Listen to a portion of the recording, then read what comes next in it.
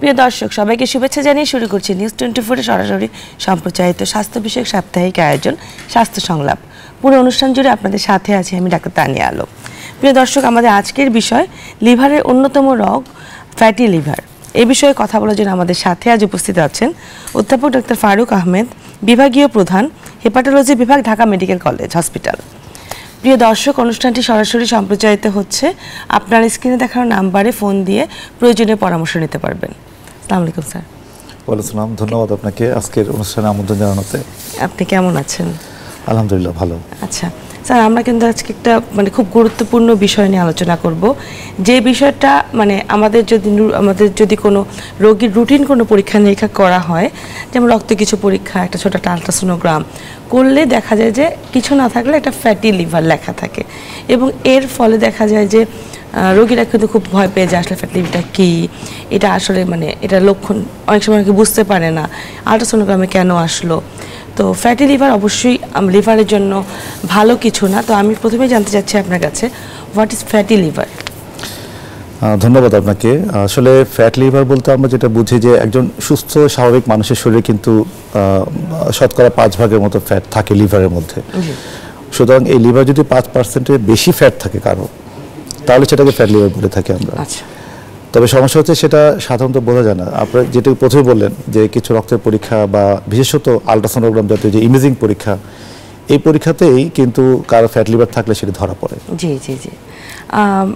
সাধারণত এটা কোনো লক্ষণ যেহেতু থাকে না, তো রোগীরা কিভাবে বুঝবে, যে রোগীরা কিভাবে কনসার্ন হবে এই বিষয়ে একটু বলবেন? হ্যাঁ, এটা একটি প্রশ্ন যে আসলে যেহেতু অধিকাংশ ক্ষেত্রেই লক্ষণ থাকে না, কখনো কখনো একটু বুকের ডান পাশে একটু চাপা ধরনের ব্যথা অনুভব করতে পারেন কেউ কেউ, কিন্তু সাধারণত যাদের বোঝার যে উপায়টি সেটি আমরা বলি যে যাদের ডায়াবেটিস থাকে, বিশেষত আমি যদি কারণের দিকে যাই যে কী কারণে হয়ে থাকে, যে যাদের ডায়াবেটিস রোগ থাকে বা যাদের উচ্চ রক্তচাপ আছে বা যারা একটু স্থূলকায় এবং যারা ধরেন যে কিছু ওষুধ সেবন করেন কোনো কারণে, বিশেষত জয়েন্টের পেইনের জন্য অনেক সময় দীর্ঘমেয়াদী কিছু ওষুধ খাওয়া লাগে, স্টেরয়েড জাতীয় ওষুধ, এইসব কারণে দেখা গেছে অনেকের মধ্যে ফ্যাট লিভার তৈরি বা হওয়ার আশঙ্কা থাকে। সুতরাং এক্ষেত্রে যে চিকিৎসকের আন্ডারে আছেন উনি বা রোগী নিজেই কিন্তু তারা নিজের দায়িত্বেই একটা আলট্রাসোনোগ্রাম করে তারা দেখতে পারেন যে তার মধ্যে ফ্যাট লিভার আছে কিনা। কারণ সাধারণত আলট্রাসোনোগ্রাম বা সিটি স্ক্যান বা এমআরআই এই জাতীয় ইমেজিং স্টাডিতেই কিন্তু ফ্যাট লিভারটি ধরা পড়ে। আচ্ছা, যদি তাহলে কোনো ওষুধ বেশি খেলে, খাওয়া দাওয়ার কোনো বিষয় আছে নাকি? কোনো খাবার খেলে ফ্যাটি লিভার হতে পারে? খাবার খেলে ফ্যাট লিভার মধ্যে যেটি গুরুত্বপূর্ণ সেটা হচ্ছে কার্বোহাইড্রেট জাতীয় খাবার। আমরা যেটুকু সমীক্ষার কথা বলি যে সারা পৃথিবীতে কিন্তু ধরে নেওয়া হয় যে প্রায় 25 ভাগ রোগীর মধ্যেই ফ্যাট লিভার রোগটি আছে, অর্থাৎ 100 জনের মধ্যে 25 জন সারা পৃথিবী বিশ্বব্যাপী এই ফ্যাট লিভার আক্রান্ত। আমাদের দেশের কিছু সমীক্ষায় দেখা গেছে যে আমাদের দেশের এই আক্রান্তের হারটা একটু বেশি, 25% একটু বেশি, কোনো কোনো স্টাডিতে প্রায় 30+ এরকম। তো সুতরাং আমাদের দেশের যে খাদ্য অভ্যাস, তাতে করে দেখা গেছে যে আমাদের কার্বোহাইড্রেট জাতীয় খাবার গ্রহণের প্রবণতাটা বেশি। আচ্ছা, বিশেষত গ্রামাঞ্চলেও এটি আরেকটু বেশি। তো সুতরাং আমি বলব যে অতিরিক্ত পরিমাণ কার্বোহাইড্রেট গ্রহণ বা যদি আমি অতিরিক্ত ক্যালোরি জাতীয় খাবারগুলো গ্রহণ করি, বিশেষত ফাস্টফুড জাতীয় খাবারগুলো যদি বেশি গ্রহণ করে থাকি, তাহলে ফ্যাট লিভার হওয়ার ঝুঁকিটা বাড়বে। আর শুধু ফ্যাট লিভার না, সেক্ষেত্রে স্থূলকায়ত্বেরও ঝুঁকি বাড়ে, পাশাপাশি ফ্যাট লিভার আক্রান্ত হওয়ার ঝুঁকিটা বাড়ে। আমরা সাধারণত সবাই মনে করে চর্বি জাতীয় খাবার খেলে ফ্যাটি লিভার হতে পারে, আর মনে করা যে অ্যালকোহল যদি কেউ খায় তার খেতে হতে পারে, কিন্তু না, যে কার্বোহাইড্রেট, যেটা আমরা নর্মালি ভাত, আলু, এই কার্বোহাইড্রেট যদি কেউ বেশি খায় তাহলে তার ফ্যাটি লিভার হওয়ার চান্স থাকে। তো সেক্ষেত্রে নর্মাল আপনি বললেন লিভারে একটা পরিমাণ ফ্যাট থাকে, এর চেয়ে বেশি হয়ে গেলে আমরা তাকে ফ্যাটি লিভার বলি। তো কোন ক্ষেত্রে চিন্তা করা উচিত যে তার চিকিৎসা দরকার? চিকিৎসার প্রয়োজনীয়তাটা আসলে আসে তার অসুখের তীব্রতাটা কতটুকু, তার ফ্যাট লিভারের সাথে একটা বিষয় আছে যেটি হচ্ছে কি আমরা বলি যে লিভারের মধ্যে যদি ফ্যাট থাকে তাহলে সেটি লিভারে ক্ষতি করতে পারে, কম বা বেশি, আবার ক্ষতি নাও করতে পারে। সুতরাং এটি কিছু পরীক্ষা নিরীক্ষা করে আমরা বোঝার চেষ্টা করি। একসময় লিভার বায়োপসি করার ইন্ডিকেশন ছিল, যে লিভার থেকে সুই দিয়ে টেস্ট করে আমরা শিওর হতে চেষ্টা করতাম যে লিভারে কতটুকু ক্ষতি হয়েছে, সে অনুযায়ী তার খাদ্যের অভ্যাস, তার অন্যান্য ওষুধপত্র, কিছু ওষুধ দেওয়া যেতে পারে। আর যদি এরকম হয় যে আমাদের রক্তের পরীক্ষা রিপোর্ট প্লাস আলট্রাসোনোগ্রাম সহ অন্যান্য পরীক্ষা যদি দেখি যে তার লিভারে ফ্যাটি চেঞ্জ আছে বা লিভারে ফ্যাট লিভার আছে কিন্তু এটি খুব তীব্র না, সেক্ষেত্রে কিন্তু তার কোনো ওষুধের প্রয়োজন নাই। আচ্ছা, শুধুমাত্র যেই অসুখগুলো তার আছে, যেমন যদি ডায়াবেটিস থাকে বা যদি থাইরয়েডের ঘাটতি থাকে কিংবা রক্তের কোলেস্টেরল বা ট্রাইগ্লিসারাইডের আধিক্য থাকে, এগুলো চিকিৎসা করা, পাশাপাশি ওজন নিয়ন্ত্রণ করা এবং নিয়মিত এক্সারসাইজ। আচ্ছা, এই এক্সারসাইজটা হতে পারে একটু জোরে হাঁটা কিংবা একটু দৌড়ানোর অভ্যাস থাকলে আরও ভালো, বা যেখানে সাঁতার কাটার সুযোগ আছে তারা সাঁতার কাটতে পারেন। মোট কথা হচ্ছে একটু কায়িক পরিশ্রম বা এক্সারসাইজ এটি খুবই জরুরি, এবং সবচেয়ে ইম্পর্টেন্ট হচ্ছে ওজনটা নিয়ন্ত্রণে রাখা। এবং যদি এখন কারোর অসুখ ধরা পড়ে, যদি এখন তার ধরেন ও যদি 60 কেজি হয়, তাহলে অন্তত আগামী 6 মাসের মধ্যে উনি 10% ওজন কমার চেষ্টা করতে হবে। যেটা 60 কেজি থাকলে উনি 6 কেজি ওয়েট কমাবে। আচ্ছা, আমরা বিষয়ে কথা বলছি, এটা দর্শকের ফোন নিয়ে আসি। শিওর। দর্শক, আপনার পরিচয় দিয়ে প্রশ্নটি করুন। হ্যালো। আসসালামু আলাইকুম। হ্যালো দর্শক, আপনার পরিচয় দিয়ে প্রশ্নটি করুন। আমি রুদ্র ফরিদপুর থেকে বলছি। আমার প্রশ্ন হচ্ছে যে আমি গত 1 বছর আগে ডাক্তার দেখিয়েছিলাম, আলট্রাসোনোগ্রাম করে গেছিলাম। তো ওখান থেকে বলা হয়েছে যে আমার ফ্যাটি লিভার স্টেজ 2টা আছে, আর আমার ওজনটাও বেড়ে গেছে। তো ডাক্তার একটা ওষুধ দিয়েছে, সেটা হচ্ছে টিবির জন্য, টিবিও ছিল ট্রাইগ্লিসারাইড, সেটা হচ্ছে ফেনাট্রল নামে একটা ওষুধ দিয়েছিল 147 মেবি। এখন এটা কি আমার দীর্ঘদিন নেওয়া ঠিক হচ্ছে কিনা, এটাও আমি জানতে চাচ্ছি ডাক্তার সাহেবের কাছে। প্লাস আমি কি প্রতিদিন লেবু জল খেতে পারি? তো এইটুকু আমার জানা দরকার। আচ্ছা, সুন্দর প্রশ্ন আর কোনো করেছেন। প্রশ্ন আছে? আপনার শুধুমাত্র রক্তের মধ্যে বলছেন ট্রাইগ্লিসারাইডটা বেশি, এটা ছাড়া কি আর কোনো অসুবিধা আছে? আলট্রাসোনোগ্রামে ফ্যাটি লিভার বলেছে। ডায়াবেটিস নেই আপনার? না, ডায়াবেটিস নেই, ডায়াবেটিস। ঠিক আছে, ধন্যবাদ দর্শক আপনার প্রশ্নের জন্য। তো উনি খুব প্রাসঙ্গিক একটি প্রশ্ন করছেন। এই জাতীয় সমস্যাগুলোই আসলে বেশিরভাগ রোগীদের থেকে থাকে, যে আলট্রাসোনোগ্রামে গ্রেড 1, 2 বা 3 থাকে। সেটা আসলে আলট্রাসোনোগ্রাম করার সময় কয়েকটা প্যারামিটার আছে, যে সেই লিভারের মধ্যে ফ্যাটের কারণে যে ব্রাইটনেস বা উজ্জ্বলতাটা বাড়ে সেটা কম্পেয়ার করা হয়। সেটার মধ্যে ভেসেল বা শিরা উপশিরাগুলো দেখা হয়, যে বুক পেটের মাঝে পর্দা আছে, ডায়াফ্রাম বলি আমরা, তার সাথে লিভারের যে একটা ডিমার্কেশন করা যায়, পার্থক্য। এই বিষয়গুলো দেখে তারপরে 3টা গ্রেডিং করা হয়।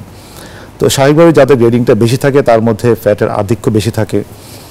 তো ওনার গ্রেড 2 মানে উনি, আমি বলতে পারি যে ওনার লিভার মধ্যে মোটামুটি ফ্যাটি চেঞ্জ আছে, এবং পাশাপাশি যেহেতু ওনার ট্রাইগ্লিসারাইড বেশি, এক্ষেত্রে ওষুধ সেবন করতে হবে যেটি রক্তের চর্বি কমে রাখার জন্য, এবং ওষুধের যতটুকু ডিউরেশন ডাক্তার সাহেব ওনাকে দিবেন উনি খেতে পারবেন, প্রয়োজনে দীর্ঘমেয়াদীভাবে এটি খেতে হবে।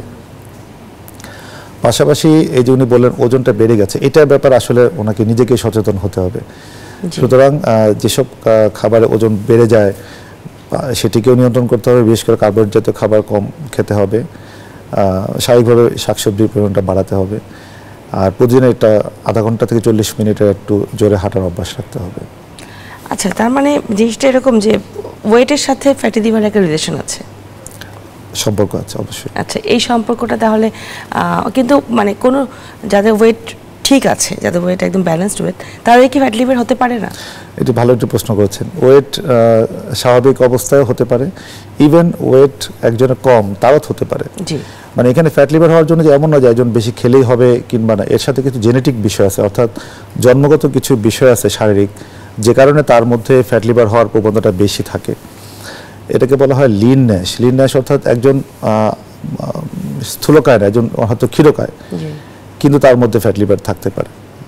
তো সেক্ষেত্রেও আমাদের তো তার এমনিতেই ওজন কম, তো তখন আমাদের রিস্ক ফ্যাক্টরগুলো দেখতে হয় যে তার ডায়াবেটিস বা ব্লাড প্রেশার এবং থাইরয়েড ফাংশন অন্যান্য সমস্যাগুলো আছে কিনা। না থাকলে ওদের ক্ষেত্রে আমরা বেশিরভাগ ক্ষেত্রে পরামর্শ থাকে যে রেগুলার কায়িক পরিশ্রম কিংবা ব্যায়াম করা, এক্সারসাইজটা থাকবে আমাদের জন্য মেইন পার্ট অফ ম্যানেজমেন্ট। অনেকে আমরা সবসময় রুটিন টেস্টগুলোর কথা বারে বলছি, কারণ এখন সবাই জানে আসলে টেস্ট করতে গেলে কি কি দেখা যায়। তো লিপিড প্রোফাইল যেটা করা হয় ওইখানে দেখা যায় যে অনেকে কোলেস্ট্রল বেশি থাকে, টিজি বেশি থাকে, যেটা একটু আগে দর্শক বললেন। অনেক ধরনের এই ক্ষেত্রে যদি কারো কোলেস্ট্রল বেশি থাকে তার কি ফ্যাটি লিভার হওয়ার চান্স আছে কিনা? এর সাথে ট্রাইগ্লিসারাইডের সম্পর্কটা বেশি, কিন্তু কোলেস্ট্রল বেশি থাকা অবস্থায় ফ্যাটি লিভার থাকতে পারে। তবে আমি যেটাকে গুরুত্ব দিচ্ছি সেটা হচ্ছে যে আপনার সার্বিকভাবে একজনকে দেখতে হয় যে তার, আমরা একটা কথা বলতে হয় ইংরেজি মেটাবলিক সিনড্রোম বলে থাকি। মেটাবলিক সিনড্রোমটা হচ্ছে যে কারো মধ্যে ডায়াবেটিস, তারপরে রক্তের উচ্চ রক্তচাপ, রক্তের কোলেস্ট্রল বা ট্রাইগ্লিসারাইড আধিক্য, ওবেসিটি, এইসব কিছু কমপ্লেক্স যখন থাকবে এটাকে আমরা মেটাবলিক সিনড্রোম বলে থাকি। এবং এই মেটাবলিক সিনড্রোমের সাথে কিন্তু ফ্যাট লিভার হওয়ার একটা প্রবণতা বেশি, অলমোস্ট 90% বলা হয়। এবং আরেকটা জিনিস কিন্তু আমাদের খেয়াল রাখতে হবে যে ফ্যাটি লিভার শুধুমাত্র লিভারের চিকিৎসা করে যাচ্ছে না একজন এই সিনড্রোমে আক্রান্ত কেউ, তাকে কিন্তু অবশ্যই হার্টের কথা মাথায় রাখতে হবে, কারণ এদের ক্ষেত্রে দেখা গেছে তাদের হৃদরোগ হওয়ার ঝুঁকিটা বেড়ে যায় অনেক বেশি। সুতরাং এই লিভার ডিজের সাথে ফ্যাট লিভারের সাথে অবশ্যই আমাকে হার্টের চেক আপ বা হৃদরোগের চিকিৎসকের পরামর্শ নেওয়া প্রয়োজন, পাশাপাশি একসাথে সব পরামর্শ দেওয়া প্রয়োজন। এখন আমরা ফ্যাটি লিভার যদি কারো বলা হয় যে আল্ট্রাসোনোগ্রামে আসলো তার ফ্যাটি লিভার ডায়াগনোসিস হয়েছে, এরপর আমাদের সাথে দর্শক আছেন আমাদের। দর্শক, আপনার পরিচয় দিয়ে প্রশ্নটি করুন। জি, আমি শেরপুর থেকে আশিকুল ইসলাম বলছি। জি ভাই, প্রশ্নটি করুন। আমার প্রশ্ন হলো, আমার 1 ডিগ্রি লিপিড ব্যাপারটা বলতে আল্ট্রাসোনোগ্রামে আমার আপনার লিপিড প্রোফাইল ভালো, আমি আপনার ওষুধ খাই, রসুবা ওজন একটু বেশি, মানে 80 কেজি ওজন, বয়স আমার 47 বয়স। এখন এই রসুবা ওষুধটাকে আমি কন্টিনিউ করবো? আমি তো 3-6-7 খাই, এখন আমার কি করবো? হ্যাঁ, রোসুভাস্টাটিন যে ওষুধটা উনি খাচ্ছেন এটি চেষ্টা প্রশ্ন আছে কোন দর্শকের কাছে? ওনার ওজন খুব বেশি না, হ্যাঁ 80 কেজি বললো, 80 থেকে 50, বয়স 25 বছর। না না, 47। হ্যাঁ 47 কেজি ওজন। ওজন 47, বয়স কত আর ওজন কত? বয়স 47, ওজন 80 কেজি। 80 কেজি। জি। আচ্ছা, ঠিক আছে। বয়স 47, ওজন 80 কেজি। আচ্ছা, ধন্যবাদ। উচ্চতা কি রকম? উচ্চতা আপনার? উচ্চতা 5.5 ফিট। 5.5 ফিট ওজন।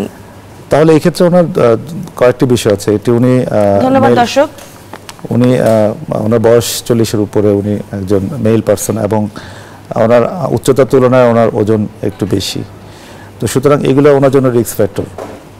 আর পাশাপাশি ওনার রোসুভাস্টাটিন খাচ্ছে উনি রক্তের কোলেস্ট্রল আধিক্যের জন্য।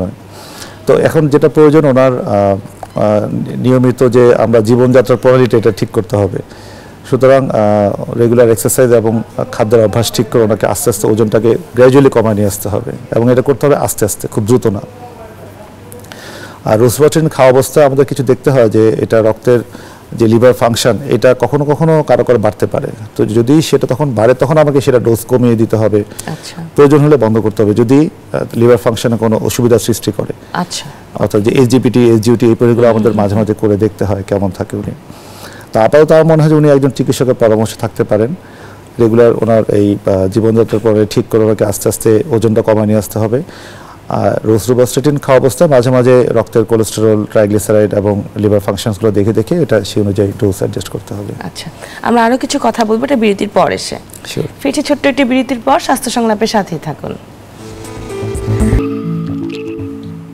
বিরতির পর আবারও স্বাগত জানাচ্ছি স্বাস্থ্য সংলাপে। আজ আমরা কথা বলছি লিভারের অন্যতম রোগ ফ্যাটি লিভার, এই বিষয় নিয়ে আমাদের সাথে আছেন অধ্যাপক ডাক্তার ফারুক আহমেদ, বিভাগীয় প্রধান, হেপাটোলজি বিভাগ, ঢাকা মেডিকেল কলেজ হসপিটাল।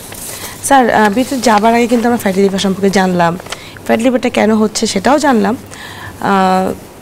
আমরা যখন কারো ফ্যাটি লিভার ধরা পড়ে ইনিশিয়ালি, তখন সবাই চিন্তা করে যে লিভার বিশেষজ্ঞের কাছে যাওয়ার পরে ট্রিটমেন্ট শুরু করতে হবে। তো আপনাদের কাছে যখন আসে আপনারা কী কী ধরনের ইনভেস্টিগেশন শুরু করেন, যে ওইটার উপর ডিপেন্ড করে ট্রিটমেন্ট শুরু হবে নাকি আরও কিছু ফার্দার ইনভেস্টিগেশন করা লাগে?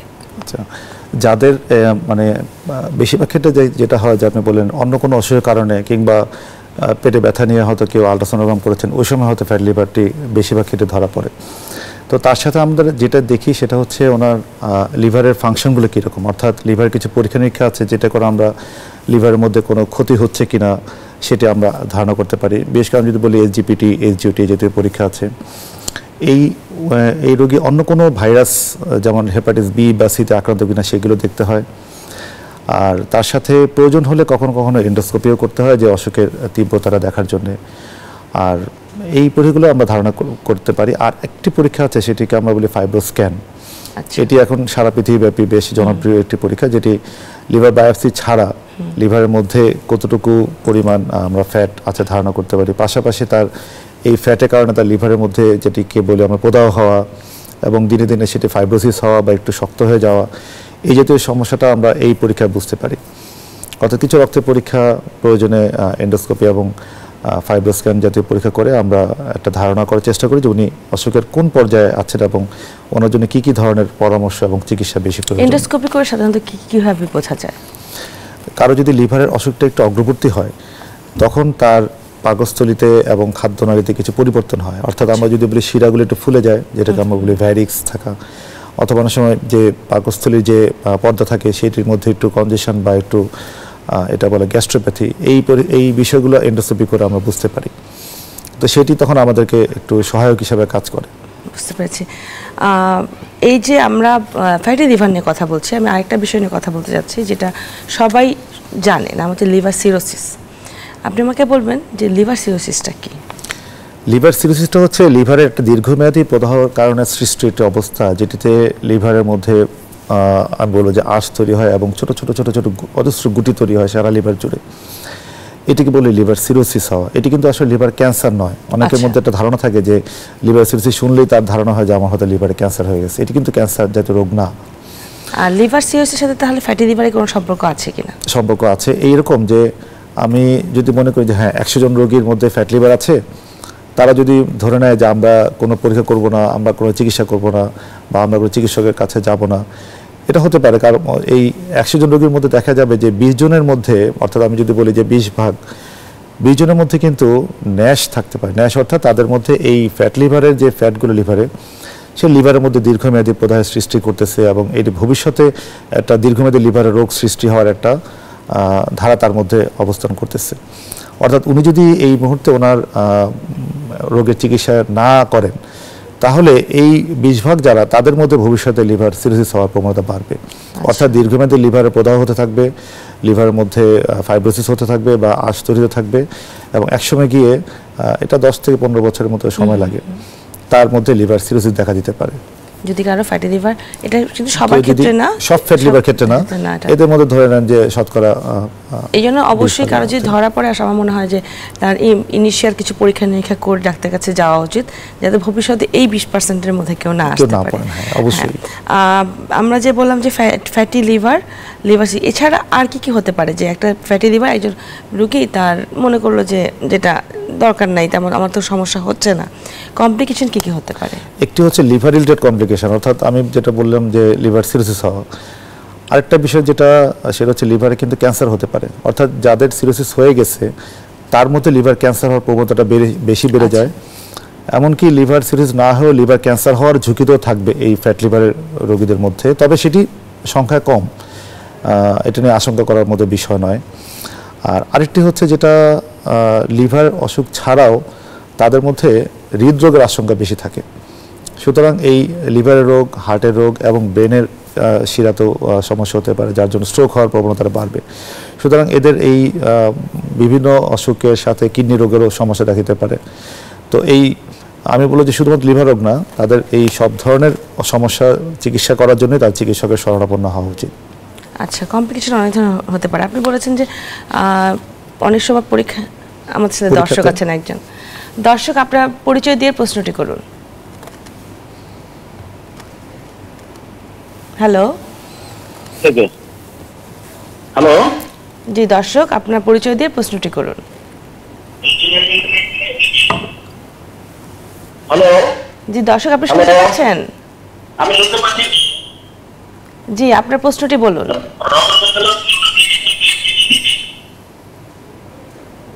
হ্যালো হ্যালো হ্যালো দর্শক, আপনি শুনতে পাচ্ছেন? শুনতে পাচ্ছি? জি, সালাম আলাইকুম। ওয়ালাইকুম আসসালাম। হ্যালো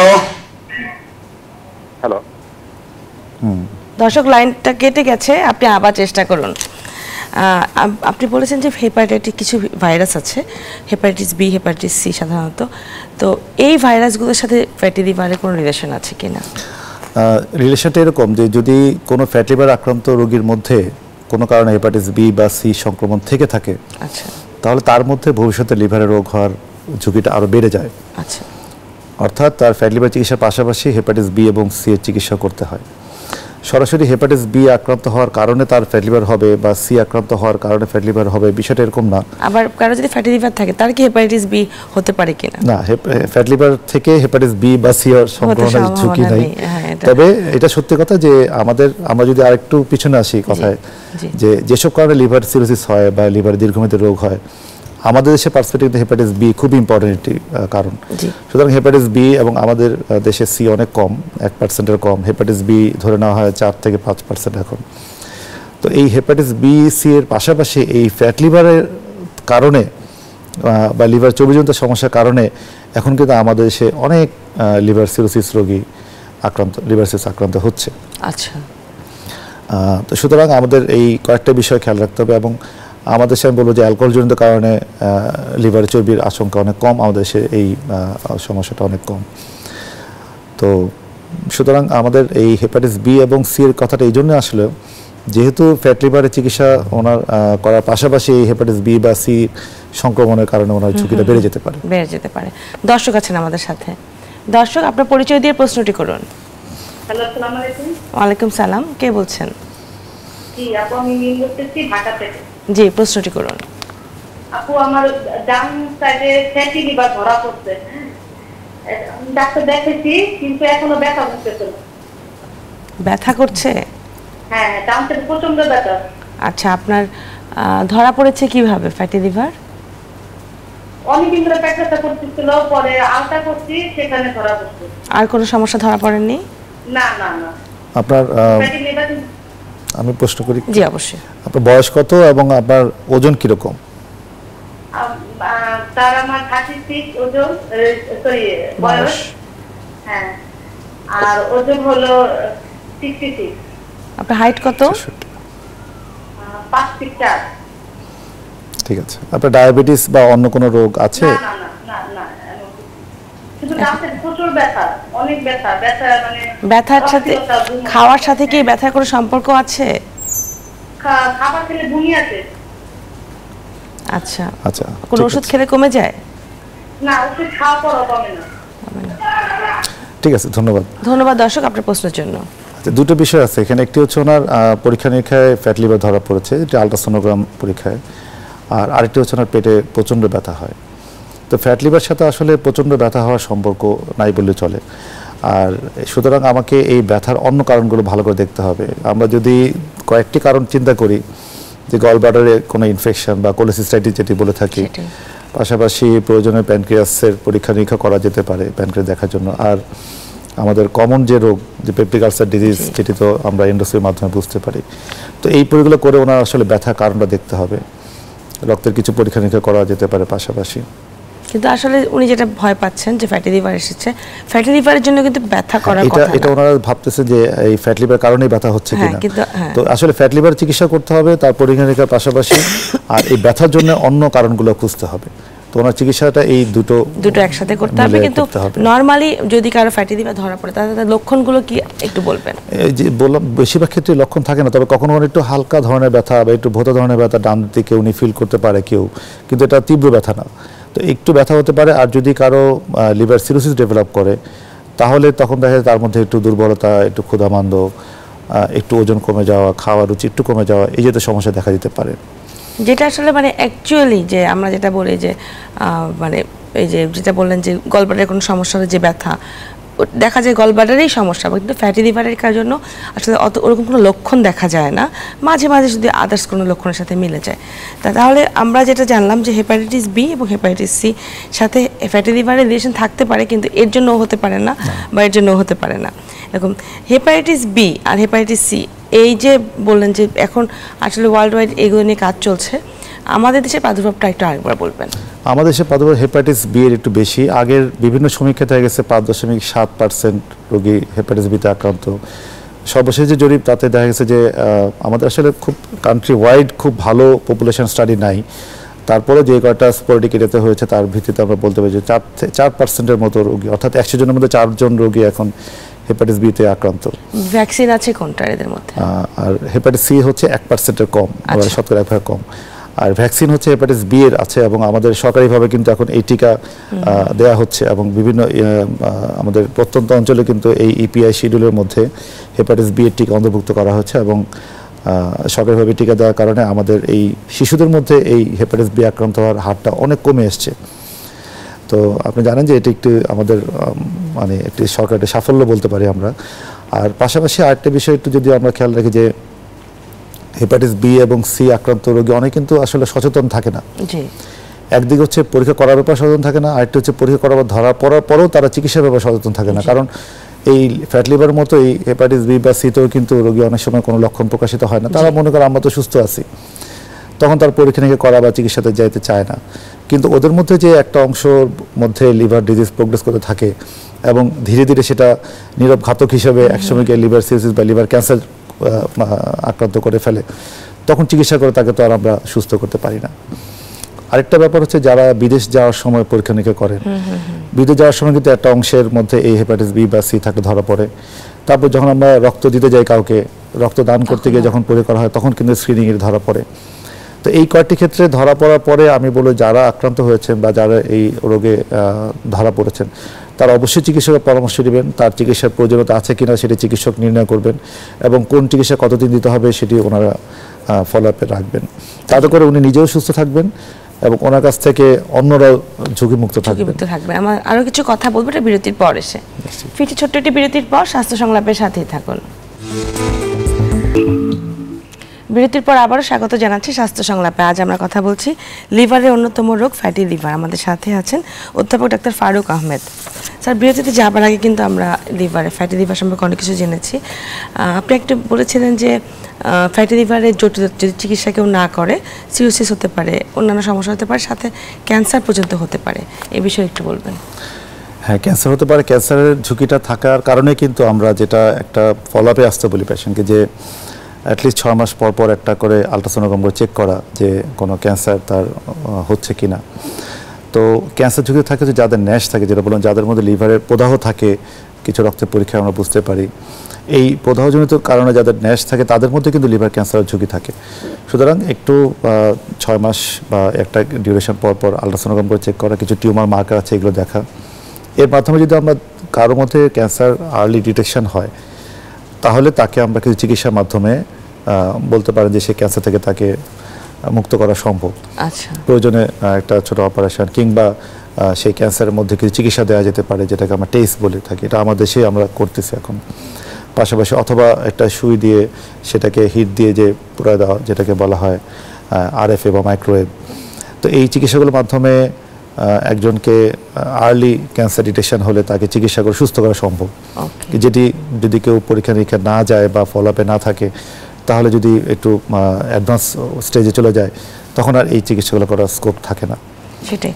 আর ফ্যাটি লিভারে কোনো চিকিৎসা আছে কিনা? চিকিৎসা আছে। চিকিৎসার মধ্যে সবচেয়ে গুরুত্বপূর্ণটা হচ্ছে আপনার জীবনযাত্রার ঠিক করতে হবে, অর্থাৎ জীবনযাত্রার প্রণালী বা আমি যদি বলি ওনার খাদ্যের অভ্যাস ঠিক করা। খাদ্যের অভ্যাস মানে এরকম না যে কেউ কেউ মনে করেন যে ফ্যাট লিভার হয়ে গেছে আমি এখন খাওয়া দাওয়া বন্ধ করে দিয়ে ওজন কমে ফেলবো, এটা কিন্তু ক্ষতিকর তার জন্য।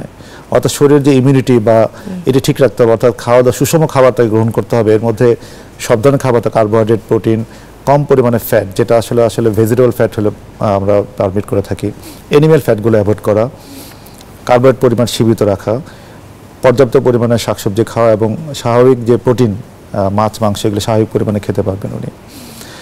আর অবশ্যই তার একটা এক্সারসাইজের বিকালে বা সকালে একটা টাইম রাখতে হবে। এই আর আরেকটা ব্যাপার হচ্ছে শিশুরা কিন্তু ঝুঁকিতে আছে। আমাদের শিশুরা কিন্তু এই যে এখন ধরেন খেলাধুলার পরিমাণ বাড়াতে হবে, বাইরে খেলাধুলা করার সুযোগ সৃষ্টি করতে হবে। ওদের ফাস্টফুড খাওয়ার থেকে দূরে সরে রাখতে হবে, কোল্ড ড্রিঙ্কস থেকে শুরু করে যেসব খাবার ক্যালোরি বেশি এই খাবারতে শিশুদেরকে বিরত রাখতে হবে। নাহলে কিন্তু শিশুদের মধ্যে কিন্তু প্রায় 20 থেকে 25% কিন্তু এই ফ্যাটি লিভার আক্রান্ত।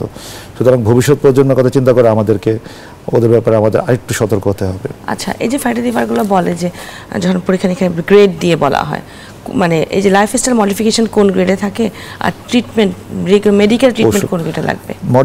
লাইফস্টাইল মডিফিকেশন সব গ্রেডের জন্য, গ্রেড 1 2 3 বা সিভিয়ার যাই থাকুক না কেন সবার জন্য লাইফস্টাইল মডিফিকেশন করতে, অর্থাৎ লাইফস্টাইল মডিফিকেশন তার জীবনযাত্রাটা একটু পরিবর্তন করতে হবে, যাতে চুপচাপ মানে অনেকে বসে থাকে অফিসে 7 থেকে 8 ঘন্টা, বাসায় গিয়ে হয়তো গাড়িতে করে আবার বাসায় গিয়ে ঢুকলাম, পরিশ্রম এটা রিস্কে থাকবে বেশি। সুতরাং ওদের একটা ট্রেডমিল দিয়ে হোক বা ছাদে হাঁটা হোক একটা অভ্যাস করতেই হবে। আর চিকিৎসার ব্যাপারে আসলে খুব কার্যকরী চিকিৎসা আমি বলবো যে ফ্যাটি লিভার নাই। যে ওষুধগুলো দেওয়া হয় এটাতে লিভারের যে প্রদাহটা হয় সেটাকে একটু কমানোর চেষ্টা করা হয়, কিন্তু কিছু কিছু ওষুধ দেওয়া যেতে পারে যে জিনিসগুলো ওয়ার্ল্ড ওয়াইড ব্যবহৃত হয়, যেমন ওবিডিকলিক অ্যাসিড জাতীয় একটি ওষুধ আছে সেটা দেওয়া যেতে পারে। নতুন কিছু ওষুধ এসছে সিমাগ্লোটেড জাতীয় ওষুধ বা টিরজাপেটাইড, এগুলোতে ওজন কমানোর প্লাস ডায়াবেটিসের ওষুধ হিসেবে কাজ করে এবং ফ্যাটি লিভার কিছুটা কাজ করে। তবে আমি ওষুধের ব্যাপারে বলবো যে কেউ যেন ওষুধের উপর ভরসা না করেন যে আমি ওষুধ খাচ্ছি আমি ভালো হয়ে যাবে, এটা না। তাকে অবশ্যই তার লাইফস্টাইল মডিফিকেশন, তার যে অসুখ আছে ডায়াবেটিস বা রক্তের চর্বির আধিক্য, হাইপারটেনশন, এগুলো রেগুলার চিকিৎসা করতে হবে, ওজন কমাতে হবে এবং নিয়মিত ব্যায়াম করতে হবে। আচ্ছা, এমনিতে যেটা মানে আমরা জানি যে লাইফস্টাইল মডিফিকেশন মধ্যে খাবারের একটা ব্যাপার আছে।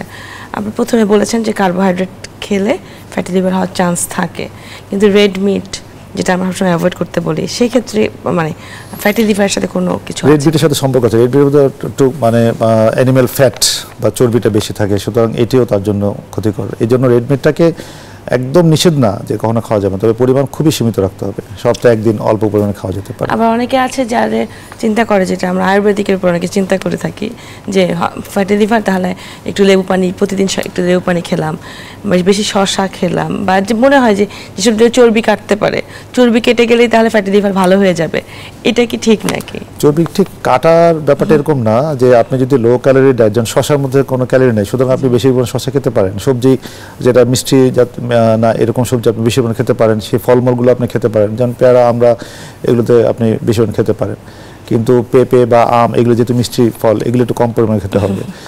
আরেকটা হচ্ছে যে বললাম তো যে খাবার ব্যাপারটা এরকম যে কার্বোহাইড্রেট হোক, কার্বোহাইড্রেটগুলো বেশি খেলে হয় কি, ভাতটা বেশি খেলে আমার এটা গিয়ে পরে ফ্যাটে রূপান্তরিত হয়ে যায়, শরীরে ফ্যাট হিসেবে এটা জমে যায়।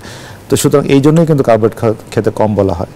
কিন্তু আমি বলি সুষম খাবার, মানে একজন সব ধরনের খাবারই খাবেন কিন্তু পরিমাণটা একটু যাতে ঠিক থাকে। আর খুব জরুরি হচ্ছে ফাস্টফুডগুলো অ্যাভয়েড করা, পিৎজা, বার্গার, কোল্ড ড্রিঙ্কস, এই জাতীয় খাবারগুলোকে যতটুকু পারা যায় অ্যাভয়েড করা ভালো।